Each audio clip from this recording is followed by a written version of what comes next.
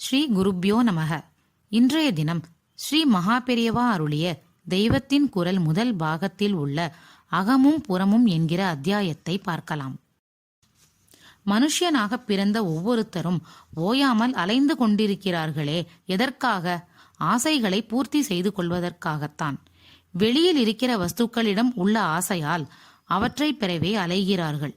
ஒன்று கிடைத்துவிட்டால் இன்னொன்றுக்கு ஆசைப்படுவதால் அவற்றை தேடி ஓடுவதிலேயே நாட்கள் கழிகின்றன. இவர்களுக்கு சாந்தி என்பதே ஒரு நாளும் இல்லாமல் இருக்கிறது. மனுஷன் புறத்தில் ஆனந்தத்தை தேடி போவதற்கு காரணம் அவன் உள்ளுக்குள் தானே ஆனந்த ஸ்வரூபமாக இருப்பதால்தான். ஆனால் மாயையால் தானே ஆனந்த ஸ்வரூபம் என்பதை மறந்து விட்டிருக்கிறான். இருந்தாலும் இவனுடைய ஸ்வபாவமே ஆனந்தமானபடியால் இவனுக்கு ஆனந்தம் அடைய வேண்டும் என்கிற எண்ணம் மட்டும் இருக்கிறது. ஆனந்தம் உள்ளே இருப்பதை அறிந்து சாந்தத்தில் அதை அனுபவிக்காமல் வெளியே ஆனந்தத்தை தேடிப்போய் ஓயாமல் அமைதியை கெடுத்துக் கொள்கிறார்கள்.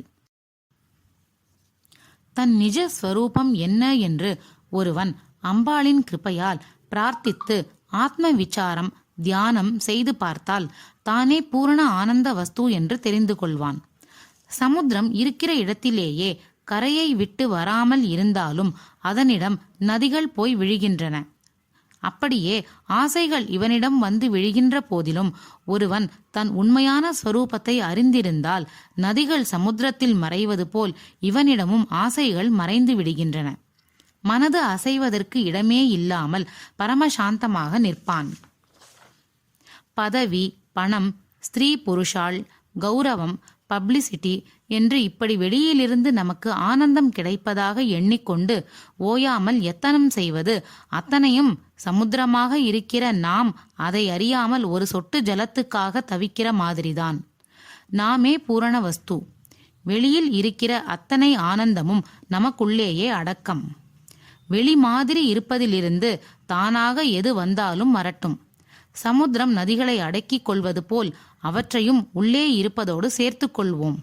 எதுவும் வரவில்லையா, அதனால் பாதகம் இல்லை. எதுவும் வராததால் நமக்கென்ன குறை? நமக்கு உள்ளேயே இருக்கிற பரமாத்ம வஸ்துவின் அம்சம்தானே வெளியில் இருப்பதெல்லாம் என்கிற தெளிவோடு எப்போதும் இருக்க முயல வேண்டும். இதுவே இந்த அத்தியாயத்தின் சாராம்சம். குருவே சரணம்.